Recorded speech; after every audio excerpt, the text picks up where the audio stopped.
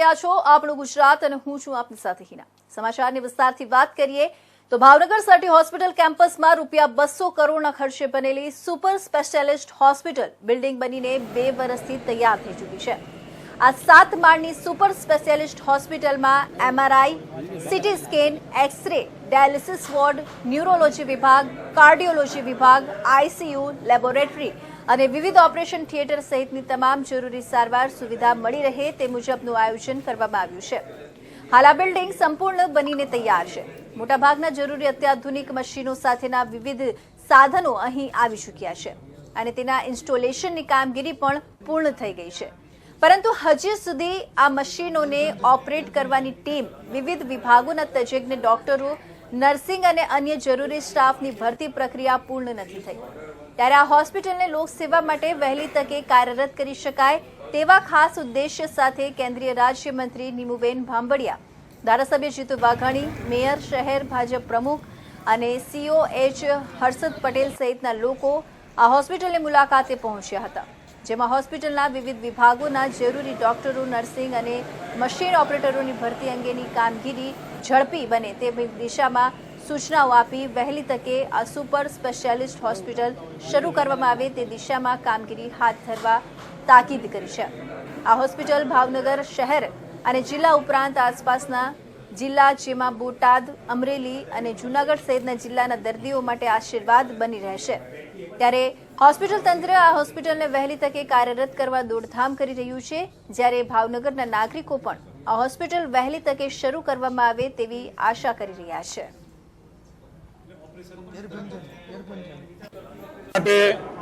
Super speciality hospital Bhavnagar ખાતે urology, nephrology, cardiology, cardiothoracic surgery, neurology, neurosurgery આ પ્રકારે 47 અત્યંત આધુનિક એકદમ અદ્યતન ઇક્વિપમેન્ટ સાથેની 140 બેડ ધરાવતી આ હોસ્પિટલ તૈયાર થઈ છે।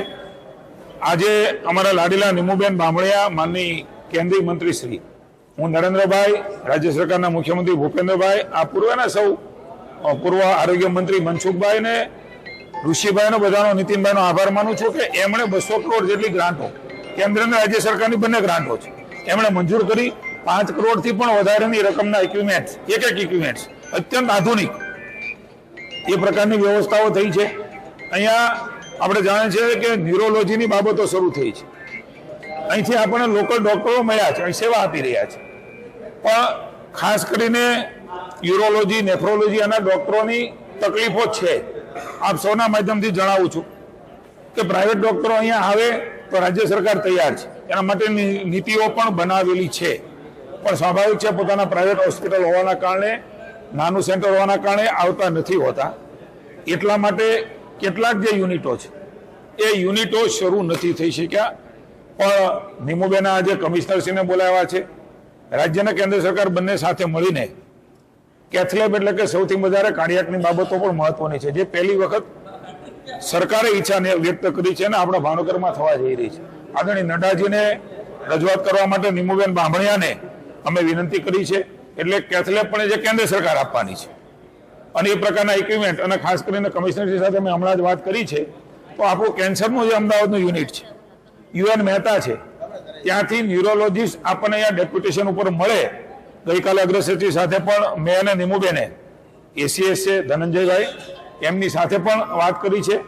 સરકાર એ દિશામાં પ્રયાસો કરતી જ હોય છે અને કરી રહી છે, પણ ડોક્ટરોની કમી હોવાના કારણે એ મળ્યા નથી।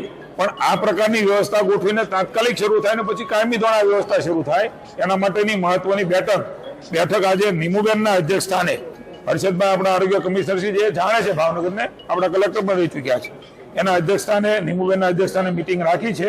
તમામ બાબતો, તમામ પ્રશ્નો ખૂબ ઝડપથી ઉકેલાય એના માટે મુખ્યમંત્રીશ્રીને પણ રજૂઆત અમે રાજ્ય કક્ષાએ કરીશું અને નીમુબેનને વાત કરીને કેન્દ્રમાં જ્યાં જરૂર પડે ત્યાં એ કેન્દ્રમાં પણ જઈને આ વ્યવસ્થાઓ મળે અને આપણા બધાનું આરોગ્ય જરૂર પડે એવા લોકોનું એ સ્વસ્થ પ્રાપ્ત થાય, એના માટેના અમારા પ્રયાસો છે અને એ માટેના આજે અગત્યની અને મહત્વની બેઠક પણ રાખી છે અને એના માટે પ્રયાસો કરીને જે થઈ શકે બધું જ અમે રાજ્ય સરકાર દ્વારા, કેન્દ્ર સરકાર દ્વારા કરાવીશું। ધન્યવાદ। આજે ભાવનગર સટી હોસ્પિટલમાં આવેલ સુપર સ્પેશિયાલિસ્ટ હોસ્પિટલમાં ગાંધીનગરની આરોગ્ય ટીમ, અમારા ધારાસભ્ય, અમારા અધ્યક્ષ, અમારા મેયરશ્રી, અમે સૌ ગાંધીનગરની આરોગ્ય ટીમ સાથે આજે આ હોસ્પિટલની મુલાકાત લીધી છે. આ સુપર સ્પેશિયાલિસ્ટ હોસ્પિટલની અંદર નેફ્રોલોજી, ન્યુરોલોજી, કાર્ડિયોલોજી આમ અનેક પ્રકારના વિભાગો આવેલા છે અને આ વિભાગોની અંદર નિરીક્ષણ કરી અને આ સુપર સ્પેશિયાલિસ્ટ હોસ્પિટલની અમે મુલાકાત કરી છે.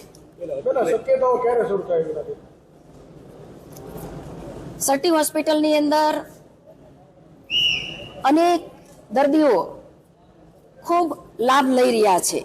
દેશના વડાપ્રધાન નરેન્દ્રભાઈ મોદી સાહેબે સૌનો સાથ સૌના વિકાસના મંત્રને લઈને દરેક સમાજને સાથે લઈને અને ખાસ કરીને આરોગ્યમાં આયુષ્માન ભારત રાજ્ય સરકાર અને કેન્દ્ર સરકાર એમ 10 લાખની સહાય કોઈ પણ ગરીબ લાભાર્થી હોય એ પોતાનું ઓપરેશન કરી શકે એ પ્રકારની ભારત સરકારની અને રાજ્ય સરકારની યોજનાઓનો લાભ લોકો લઈ રહ્યા છે. પહેલાના સમયની અંદર હોસ્પિટલની અંદર આવ્યા હોય, પૈસા ન હોય ત્યારે એ ઓપરેશન કરાવી શકતા નહોતા. આજે આ નરેન્દ્રભાઈના નેતૃત્વની અંદર લોકો આમ તો 70 વર્ષ કરતાં વધારે ઉંમરને પણ ફ્રીની અંદર મેડિકલ સહાય મળવાની છે અને ખૂબ લોકો આ મેડિકલ સહાય લાભ લઈ રહ્યા છે. ત્યારે આપણું આ ભાવનગરનું પણ સુપર સ્પેશિયાલિસ્ટ જલ્દી હોસ્પિટલ કાર્યરત થાય એવું અમારા સૌના સહિયારો પ્રયાસ છે. 7 મહિના જેટલો સમય તો આમને વીતી ગયો છે. લોકસભાની ચૂંટણી વહી ગઈ છે. આમાં લગભગ કલાક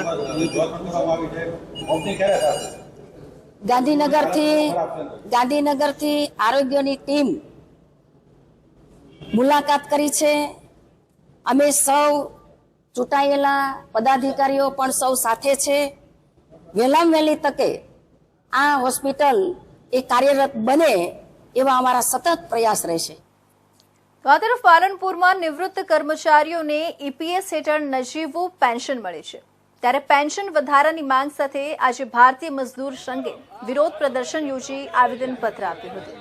પાલનપુર રાષ્ટ્રીય વિભાગ સહિતના નિવૃત્ત કર્મચારીઓને ઈપીએસ સ્કીમ હેઠળ માસિક 10,000 થી 1200 રૂપિયા જેટલું પેન્શન મળે છે, જે પેન્શનની રકમ હાલના મોંઘવારીના જમાનામાં અપૂરતી છે. ત્યારે ભારતીય મજદૂર સંઘના નેજા હેઠળ એસટી સહિતના નિવૃત્ત કર્મચારીઓએ પેન્શન વધારાની માંગ સાથે વિરોધ કર્યો હતો. નિવૃત્ત કર્મચારીઓએ માસિક 5,000ના પેન્શનની માંગ કરી રહ્યા છે. જોકે રાજ્ય કે કેન્દ્ર સરકાર કર્મચારીઓની માંગણીઓ નહીં સંતોષે તો ભારતીય મજદૂર સંઘે ઉગ્ર આંદોલન કરવાની ચીમકી ઉચ્ચારી છે.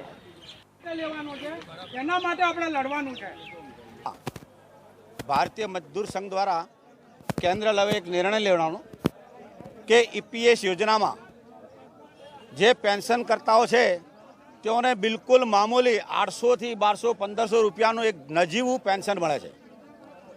જે પેન્શન આ કારમી મોંઘવારીમાં બિલકુલ અપૂરતું છે અને એને જીવન જીવવું ખૂબ દહેલું છે. બાળકોના આશ્રિતો થવાનું અને બાળકો પણ ઘણા એવા નીકળ્યા છે કે જે એમના વાલીઓનું કંઈ દેખરેખ પણ નથી રાખતા. કેન્દ્ર સરકાર દ્વારા રાજ્ય સરકારો દ્વારા ધારાસભ્યનો સંસદ સભ્યોનું પેન્શનો આપવામાં આવે છે. ચૂંટણીઓ જાહેર થાય ત્યારે બધી ફ્રીની યોજના હોય. હમણાં જોયું તો મહિલાઓને 2,000 રૂપિયા, આવી અનેક યોજના પોતાની વોટ બેંક ઊભી કરવા માટે જ્યારે તમે પેન્શન રૂપિયા લોકોના રૂપિયા બિલકુલ વેડફો છો તો જે કામદારો તમને વર્ષો સુધી એમની નોકરી દરમિયાન એનો ફાળો આપેલો છે, જે લાખો રૂપિયાની સંખ્યામાં ફાળો કર્મચારીનો વ્યક્તિગત પણ જમા થયેલો છે, તેવા કામદારોને માત્ર 800 થી 1500 રૂપિયાનું પેન્શન આપી અને અન્યાય કરે છે. તો આ ભારતીય મજદૂર સંઘની આ માગણી છે કે મિનિમમ પેન્શન 5,000 રૂપિયા અને દર 2 વર્ષમાં 2 મોંઘવારીઓ જે ડિક્લેર થાય છે તે એડ કરી અને આ કામદારોને પેન્શન આપવું. જો એ અમારી માંગણી નહીં સંતોષવામાં આવે તો કેન્દ્ર લેવલથી આગામી સમયમાં ખૂબ જ ઝડપી સળાગ આંદોલન કરવામાં આવશે અને જરૂર પડે તો અમારો આ સરકારનો પણ અગાઉની સરકારનો જેમ વિરોધ કર્યો છે આ સરકારનો પણ વિરોધ કરવાની ફરજ પડશે અને આ 100% અમે અમારી માંગણી લઈને જ જંપીશું. તો આણંદ જિલ્લાના બોરસદ તાલુકાના કાવેઠા ગ્રામ પંચાયત અને વન વિભાગના સંયુક્ત ઉપક્રમે વસાયેલા 1 હેક્ટર જમીનમાં 80 પ્રકારના 2000થી વધારે વૃક્ષો મિયાવાકી પદ્ધતિથી ઉગાડી વન કવચ બનાવવામાં આવતા વિધાનસભાના મુખ્ય નાયબ દંડકના હસ્તે લોકાર્પણ કરાયું હતું. વડાપ્રધાન નરેન્દ્ર મોદીના જન્મ દિવસની ઉજવણી અંતર્ગત ગુજરાત વિધાનસભાના નાયબ મુખ્ય દંડક રમણભાઈ સોલંકી અને મહાનુભાવો તથા એનએસએસના વિદ્યાર્થીઓ તથા તેમના દ્વારા માતૃવન માં એક પેડ માં કે નામ અભિયાન અંતર્ગત વૃક્ષારોપણ કરવામાં આવ્યું હતું. કવચ વનમાં એક પેડ માં કે નામ અભિયાન અંતર્ગત માતૃવનનું નિર્માણ કરવામાં આવ્યું છે, જેમાં વૃક્ષારોપણ કરીને પદાધિકારીઓ, અધિકારીઓ અને વિદ્યાર્થીઓ સહિત સ્થાનિક ગ્રામજનો સહભાગી બન્યા છે.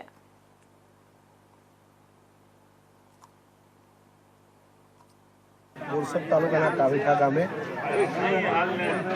આદરણીય દેશના યશસ્વી વડાપ્રધાનના જન્મદિવસ નિમિત્તે વન વિભાગ દ્વારા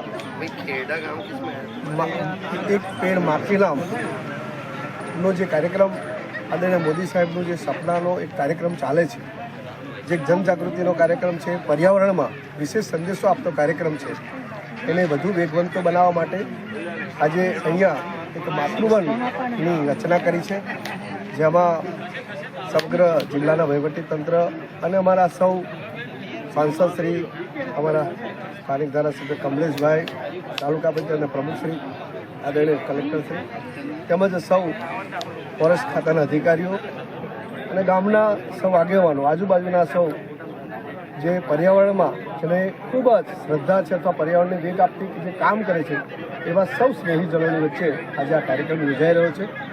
આવનારા સમયની અંદર જે મોદી સાહેબ આપણા માટે ચિંતા કરે છે એ ચિંતા આવનારી પેઢીને પર્યાવરણમાંથી પ્રેરણા મળે. મારું નામ નરસિંહભાઈ લખુભાઈ પટેલ, આણંદ ટીમર મર્ચન્ટ એસોસિએશન પ્રમુખ આણંદ. આજથી 1.5 વર્ષ પહેલાં અહીંયા ફક્ત જમીન જ હતી અને આ ગ્રામ પંચાયતે અહીંયા આપી અને એમાં વન ઊભું કર્યું. જુલાઈ 2023થી શરૂ કર્યું અને અત્યારે સારામાં સારું વન છે અને અહીંયા લોકોને સારું વાતાવરણ મળે છે, ઓક્સિજન મળે છે અને અહીંયા ફરવા માટે, બેસવા માટે અને સારી સુવિધાઓ છે અને સારું કામકાજ છે વન વિભાગનું અને ગ્રામ પંચાયતનું. બધી રીતે સારું છે અને આવું હોવું જોઈએ દરેક જગ્યાએ. મારું નામ મિનેશ પટેલ, ગામ કાવીઠા. હાલ જે આપણે કવચ વનમાં ઊભા છે તે જુલાઈ 23માં આનો તૈયારી કરેલી. 1 વર્ષની અંદર આટલા મોટા વિકસિત ઝાડો થઈ ગયા છે અને ગામની સુખાકારી માટે આ ગ્રામ પંચાયતે આ જગ્યા આપેલી અને આ વન કવચ ઊભું કર્યું છે. પંચાયતનો એટલો સિંહ ફાળો અને વીએફઓ એટલે જે ફોરેસ્ટ અધિકારીઓ અહીંયા આવીને આજે આ પ્લાન્ટેશન કર્યું એ બહુ સરસ કર્યું અને આજે આ જગ્યાની અંદર નાના બાળકો પરિવાર સાથે અહીંયા બેસવા આવવું હોય તો એ સારી સગવડ છે અને અહીંયા લોકો ફરી પણ શકે છે. એક વોકિંગ એરિયા જેવું પણ બનાવેલું છે કે વોકવે જે થઈ જાય.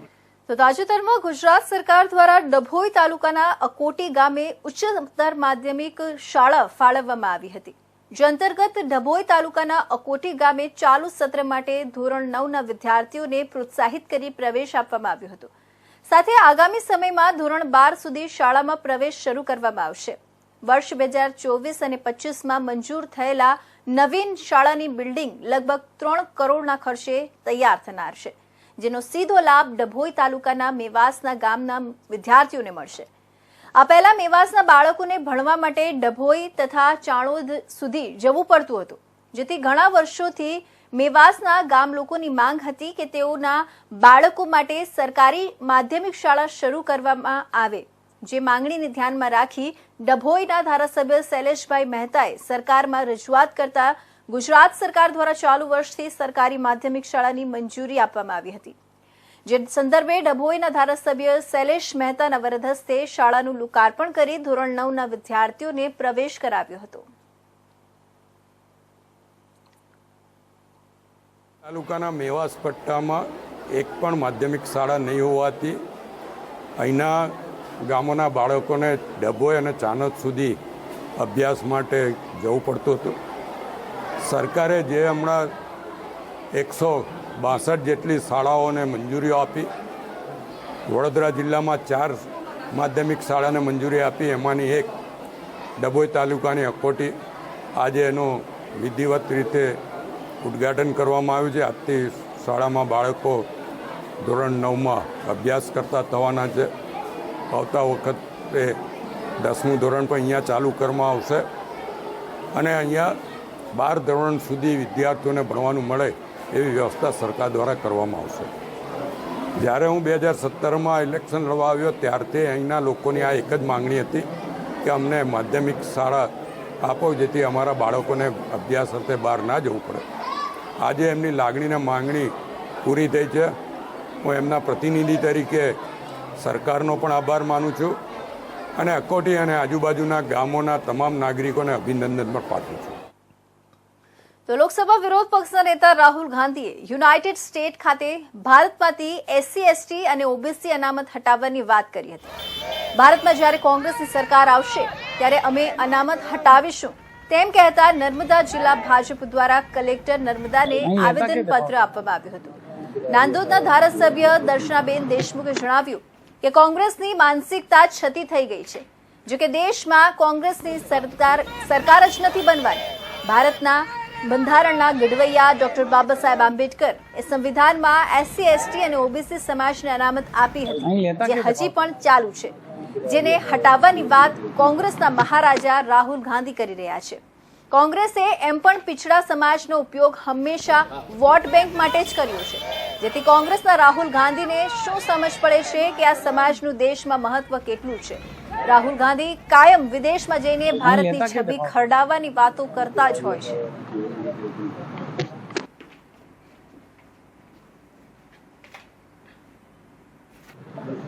ભારત દેશના લોકસભાના વિરોધ પક્ષના નેતા શ્રી રાહુલ ગાંધીજીએ એમના યુનાઇટેડ સ્ટેટના પ્રવાસ દરમિયાન જે ભારત વિરોધી ST, SC અને OBC સમાજના લોકોની અનામત કાઢી નાખવા માટેનો જે પ્રવચનો એમણે વિદેશમાં કર્યા છે અને એને અમે ભારતીય જનતા પાર્ટીના નર્મદા જિલ્લાના સર્વે કાર્યકર્તાઓ અને ST, SC, OBC સમાજના સર્વે અગ્રણીઓ અને કાર્યકર્તાઓ એને વખોડી કાઢીએ છે. રાહુલ ગાંધીજીએ આ દેશના નાગરિકોને એમનો હક છીનવવાની જે વાત કરી છે, માન્ય આંબેડકરજીએ ભારતના બંધારણમાં આદિવાસી SC સમાજ અને OBC સમાજના લોકોને આગળ લાવવા માટે આ બંધારણમાં જે કલમો બનાવી હતી અને એના આધાર ઉપર સમાજને ઊંચો લાવવા માટે, બીજા સમાજની સમકક્ષ કરવા માટે અને એમને આર્થિક રીતે, સામાજિક રીતે અને શૈક્ષણિક રીતે કેવી રીતના તે લોકો આગળ આવી શકે એ માટેની જે બંધારણમાં જોગવાઈ કરી છે, એ જોગવાઈને કાઢી નાખવા માટેનું કૃત્ય હજુ તો કોંગ્રેસની સરકાર આ દેશમાં સત્તામાં નથી અને છતાં પણ આવા નિવેદનો કરે છે, જેને અમે ભારતીય જનતા પાર્ટીના કાર્યકર્તાઓ સખત શબ્દોમાં વખોડી કાઢીએ છીએ અને સમાજના સર્વે નાગરિકો અમે પૂછવા માંગીએ છીએ કે જે અનામત અમને બાબા સાહેબ આંબેડકરે આપી છે એને તમે કોઈ કાળે કાઢી ના શકો અને તમને એ કાઢી નાખવાનો કોઈ હક નથી. અત્યાર સુધીમાં કોંગ્રેસની સરકારોએ આદિવાસી સમાજનો, પિછડા સમાજનો અને અનુસૂચિત જનજાતિની સાથે સાથે અનુસૂચિત જાતિના સમાજનો પણ ખાલી એક વોટ બેંક તરીકે જ ઉપયોગ કર્યો છે અને કોંગ્રેસ ક્યારેય નથી એવું ઈચ્છતી કે આ સમાજના લોકો આગળ આવે, ભણી ગણીને આગળ વધે, કોઈ સારી પોસ્ટ ઉપર નોકરી કરે, એવું કોંગ્રેસ ક્યારેય ઈચ્છતી નથી. અને એટલા માટે જ આ સમાજને ફરીથી પાછળ લઈ જવા માટે 1960ની સાલમાં લઈ જવા માટે કોંગ્રેસ જે આ કૃત્ય કરી રહ્યું છે અને રાહુલ ગાંધી જે નિવેદનો કરી રહ્યા છે એ નિવેદનોને અમે સખત શબ્દોમાં વખોડી કાઢીએ છીએ અને એમનું આ ભારતની છબીને ખરડાવવાનું કૃત્ય જે એમણે વિદેશની ધરતી પર કર્યું છે, ખરેખર ખૂબ જ દુઃખ થાય છે કે તમે ભારત દેશમાં રહીને ભારત દેશની ગૌરવને આગળ વધારવાનું કામ કરવું જોઈએ, તેને બદલે તમે ભારત દેશના ગૌરવને વિદેશની ધરતી ઉપર લાંછન લગાવવાનું કામ તમે કરી રહ્યા છો. તો વાત કરીએ સુરેન્દ્રનગરની. સુરેન્દ્રનગરનું બસ સ્ટેન્ડ 18 મહિના પહેલા ભૂપેન્દ્ર પટેલ દ્વારા ખુલ્લું મૂકવામાં આવ્યું હતું, પરંતુ હાલ તેની પરિસ્થિતિ કંઈક અલગ છે. સુરેન્દ્રનગરના બસ સ્ટેન્ડમાં મુખ્ય પાયાગત સુવિધાઓ પેસેન્જર અને નથી મળી રહી અને પીવાના પાણીનો અભાવ છે. તો બીજી તરફ શૌચાલયને લઈને પાણીના અભાવના કારણે તાળા મારવામાં આવ્યા છે. બેસવા માટેના પૂરતા બાકડા નથી. ઠેર ઠેર જગ્યાઓ પર ગંદકી જોવા મળી રહી છે અને ખાસ કરીને જે બસ સ્ટેન્ડમાં વરસાદ અને તડકો ન આવે તે માટે નાખવામાં આવેલા છાપરાઓ પણ તૂટી પડ્યા છે. 8 કરોડ રૂપિયાના ખર્ચે આ બસ સ્ટેન્ડનું નિર્માણ કરવામાં આવ્યું છે અને જે સમયે બસ સ્ટેન્ડ બનતું હતું ત્યારે એવું જણાવવામાં આવ્યું હતું કે એરપોર્ટ જેવું બસ સ્ટેન્ડ બનશે, પરંતુ હાલ આ બસ સ્ટેન્ડમાં પાયાગત સુવિધાઓનો પણ અભાવ જોવા મળી રહ્યો છે. પેસેન્જરમાં હાલાકી છે. રોજના પેસેન્જર હાલાકી ભોગવી રહ્યા છે. રોજના 5000થી વધુ પેસેન્જર અપડાઉન માટે સુરેન્દ્રનગરના બસ સ્ટેન્ડમાં આવી રહ્યા છે, ત્યારે ફીડિંગ રૂમ અને બેઠક રૂમ પણ બંધ કરી દેવામાં આવ્યા હોવાનો ઘાટ સર્જાયો છે. હવે તાત્કાલિકપણે પાયાગત સુવિધા બસ સ્ટેન્ડમાં ઉપલબ્ધ કરાવવામાં આવે તેવી માંગણી કરવામાં આવી છે. સુરેન્દ્રનગર જિલ્લામાં ઠેર ઠેર ભ્રષ્ટાચાર જોવા મળી રહ્યો છે, ત્યારે સુરેન્દ્રનગર જિલ્લામાં ભૂપેન્દ્રભાઈ પટેલ દ્વારા જે આ બસ સ્ટેન્ડનું લોકાર્પણ કરવામાં આવ્યું હતું તેને આજ 18 મહિના માત્ર થયા છે. ત્યારે એવી મોટી મોટી વાતો કરવામાં આવતી હતી કે આ બસ સ્ટેન્ડને એરપોર્ટ જેવું બનાવવામાં આવે છે, પણ હાલ અહીંયા પ્રાથમિક સુવિધાઓ પણ જોવા મળી રહી. પાણીની અછત છે, તેમજ શૌચાલયમાં પાણી નથી, એટલે શૌચાલયમાં તાળા મારવામાં આવે છે. હાલ સુરેન્દ્રનગરના બસ સ્ટેન્ડમાં ઠેર ઠેર ગંદકીનો માહોલ જોવા મળે છે. અહીંયા રોજના 5000 કરતા વધારે મુસાફરો આવી રહ્યા છે અને હાલાકીનો સામનો કરી રહ્યા છે. તેમની એક જ માંગ છે કે સુરેન્દ્રનગર જિલ્લાના બસ સ્ટેન્ડને જેવું કહેવામાં આવ્યું હતું એવું બનાવવામાં આવે. હાલ સુરેન્દ્રનગર જિલ્લાના બસ સ્ટેન્ડમાં છાયાની પણ સુવિધા નથી. પતરા જે નાખ્યા હતા તે વયા ગયા, ઉડી ગયા, એવા અલગ અલગ બાનાઓ બતાવવામાં આવે છે. Surendranagar, India news Gujarat, Parvesh. તો આ તરફ વાત કરીએ સુરતની, તો સુરતના કાપોદ્રા વિસ્તારમાં 5 વર્ષની બાળકી પર તેના જ મોટા પપ્પાએ દુષ્કર્મ આચર્યું. બાળકીના માતા વતન ગયા હતા, જેથી બાળકી તેના મોટા પપ્પાને ત્યાં રમવા ગઈ હતી. બાળકી સાથે દુષ્કર્મ ગુજાર્યા બાદ બાળકીને ગુપ્તાંગમાં દુખાવો થયો હતો. માતા વતનથી પરત આવ્યા બાદ બાળકીની તપાસ કરતા ગુપ્તાંગમાં ઈજાઓ જોવા મળી હતી. બાળકીની પૂછપરછ કરતા મોટા પપ્પાની કરતૂત માતાને જણાવી હતી. માતા બાળકીને તાત્કાલિક હોસ્પિટલમાં લઈ જતા તેની સાથે દુષ્કર્મ થયું હોવાનું સામે આવ્યું હતું. ઘટનાને પગલે કાપોદ્રા પોલીસ મથકમાં ફરિયાદ નોંધાઈ હતી. મોટા પપ્પાને જાણ થતા સુરત છોડી ભાગવાની ફિરાકમાં હતો. રોજ 5 વર્ષની માસૂમ બાળકી સાથે એના સગા મોટા બાપુજીએ દુષ્કર્મનો પ્રયાસ કર્યો હતો, જેમાં 5 વર્ષની બાળકી એના પિતા સાથે હતી. બપોરના 2 વાગ્યાનો વાત છે કે દીકરી એના પિતા સાથે હતી, તો એના મોટા પપ્પા એને રમાડવા લઈ જવું છું એમ કે એને લઈ ગયા અને એના પપ્પા જ્યારે નહીં આવ્યા તો એમણે દીકરીના રડવાનો અવાજ સાંભળ્યો. તો એને દીકરીને પાસે ગયા તો દીકરી રડતી હતી, કંઈ નહોતી શકતી. પછી એના મમ્મીને બોલાવ્યા. એના મમ્મીને દીકરીએ કીધું કે મને પેટના નીચેના ભાગે દુખે છે. પછી એને હોસ્પિટલ લઈ ગયા. એને બ્લીડિંગ પણ થતું હતું. તો એનો ડૉક્ટર પાસે ગયા તો ડૉક્ટરે એમને વાત કરી કે આ દુષ્કૃત્યનો પ્રયાસ થયો છે. તો પછી ફરિયાદી કાપોદ્રા પોલીસ સ્ટેશન આવ્યા, ફરિયાદ કરી અને આરોપી નાસી જાય એ પહેલાં જ કાપોદ્રા પીઆઈ અને એમની ટીમે આરોપીને ઉધના રેલવે સ્ટેશન પાસેથી પકડી લીધો અને આરોપીને અરેસ્ટ કરીને એની સામે કાયદેસરની કાર્યવાહી ચાલુ છે. તો આ તરફ વાત કરીએ વલસાડ જિલ્લાની. વલસાડ રેલવે સ્ટેશન પર પૂર ઝડપ દોડતી એક ટ્રેન નીચે પડતું મૂકી અને એક યુવકે આપઘાત કરી લેતા ચકચાર મચી ગઈ છે. રેલવે સ્ટેશન પર ટ્રેન આવતા જ પડતું મૂકી માત્ર 1 જ સેકન્ડમાં યુવક ટ્રેન અડફેટે આવતા તેનું કરુણ મોત નીપજ્યું હતું. આ સમગ્ર ઘટના સીસીટીવી કેમેરામાં કેદ થઈ હતી. બનાવની વિગત મુજબ ગઈકાલે રાત્રે વલસાડ રેલવે સ્ટેશનના પ્લેટફોર્મ નંબર 2 પર એક અજાણ્યો યુવક ટ્રેનની રાહ જોઈને ઊભો હતો. જોકે થોડી જ વારમાં મુંબઈ તરફથી સંપર્ક ક્રાંતિ ટ્રેન પર પૂર ઝડપે પસાર થઈ રહી હતી અને ટ્રેન આવતા જ આ યુવકે રેલવે પાટા પર પડતું મૂક્યું હતું અને માત્ર 1-2 સેકન્ડમાં જ તે ટ્રેનની અડફેટે આવતા તેનું કમકમાટી ભર્યું મોત નીપજ્યું હતું. આ સમગ્ર ઘટના સીસીટીવી કેમેરામાં કેદ થઈ હતી. બનાવની જાણ થતાં રેલવે સ્ટેશન પર દોડધામ મચી ગઈ હતી. રેલવે પોલીસની ટીમ પણ તાત્કાલિક ટ્રેક પર પહોંચી આ યુવકના મૃતદેહનો કબજો લઈ આ મામલે જરૂરી કાર્યવાહી હાથ ધરી હતી.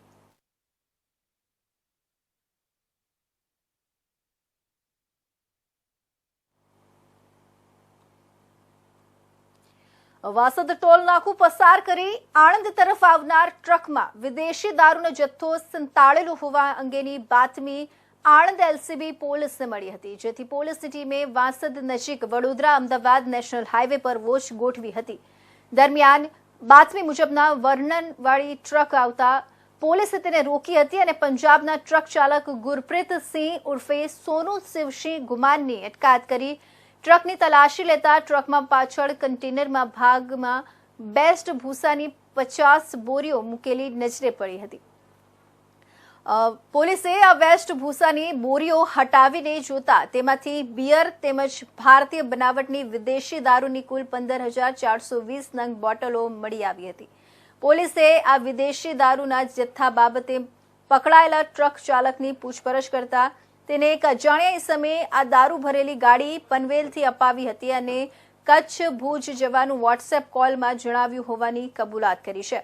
પોલીસે આ વિદેશી દારૂનો જથ્થો કિંમત ₹29.19 લાખ અને ટ્રક મોબાઈલ સાથે 69.24 લાખનો મુદ્દામાલ કબજે કરી કાયદેસરની કાર્યવાહી હાથ ધરી છે.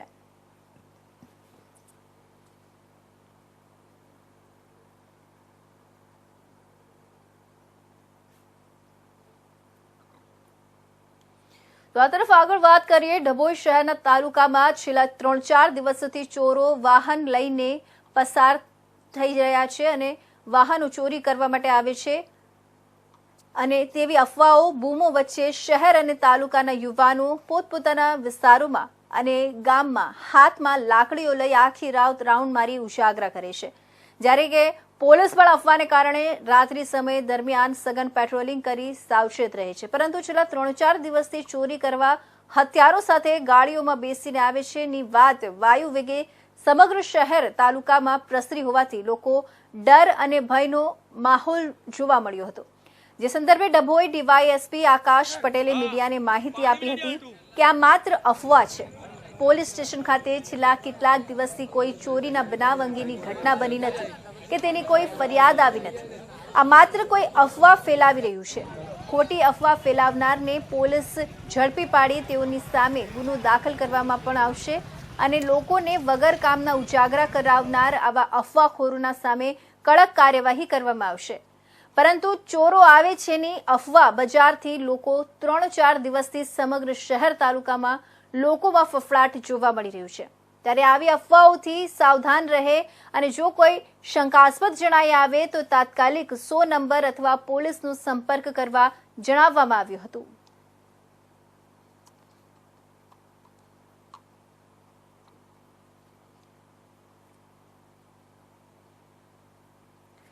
તો આજના અત્યારના સમાચારમાં બસ આટલું જ. નવા સમાચાર સાથે ફરી મળીશું. ત્યાં સુધી રજા આપશો. નમસ્કાર.